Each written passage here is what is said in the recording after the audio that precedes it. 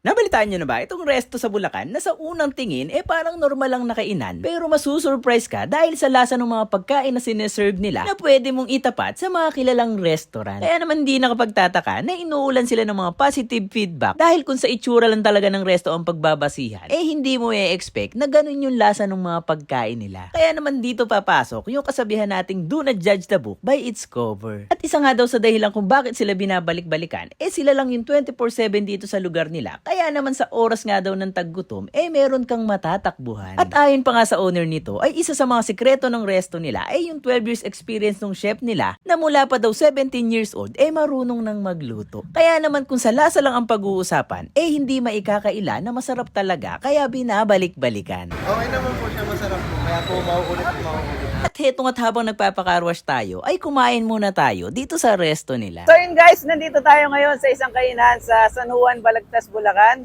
kung saan sa oras daw ng kagutuman, inyong maaasahan.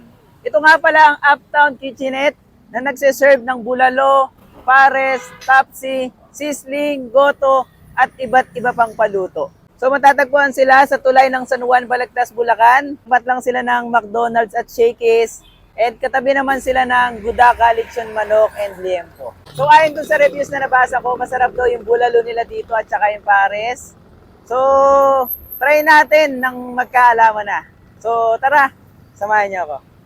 Sa mga pupunta nga pala dito ay open sila 24/7 at pagdating naman sa dining area hindi ganong kalakihan na sa tansya ko kaya mag-accommodate ng at least 30 to 40 persons. At dahil al fresco style nga siya at malapit sa kalsada don't expect na sobrang linis at malamig yung dining area nila. Pero kung sa lasa naman ng pag-uusapan masasabi kong beyond expectation yung experience namin dito dahil talagang level up yung sarap ng pagkain nila at hindi mo basta-basta matitikman kung saan-saan lang. At heto nga pala yung ilang customer feedback na isa sa pinagmamalaki ng owner nitong Uptown Kitchenette.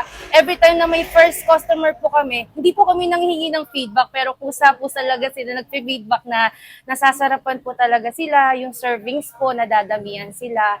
Saka po yung ingredients po namin, hindi po namin tinitipid. Ilan nga daw sa mga paulit-ulit na in-order ng mga customers nila ay yung kanilang beef pares, bulalo, pork sisig, at yung mga bilao and party trays nila. At heto nga pala yung menu nila na napakarami mong pagpipilian mula sa kanilang sizzling plates, quick serve, kulog meals, mga bilao at party trays, at iba't ibang paluto na 24/7 available kaya anytime daw na mag-crave ka, maaasahan mo sila. Sa mga gusto magpa-deliver, maaari kayo mag-message sa page nila or tumawag or mag-text sa number na naka-flash sa screen. At hetong at isa-isa na natin titikman yung ilan sa mga bestsellers nila dito. Una nga natin tinikman itong fried chicha na sila mismo ang gumagawa. Sarap nitong fried chicha nila.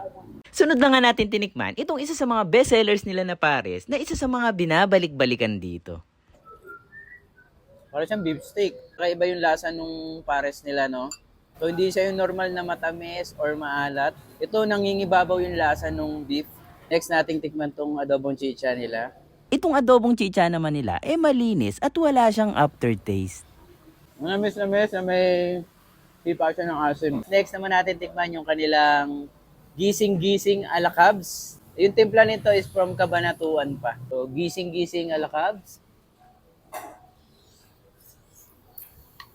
Tamis. Ang sarap ng tamis niya. Hindi pong hindi ka mauumay dun sa tamis niya. Hahanap-hanapin pa ng dila mo. Hindi pwedeng isang subo lang tayo dito. Oh.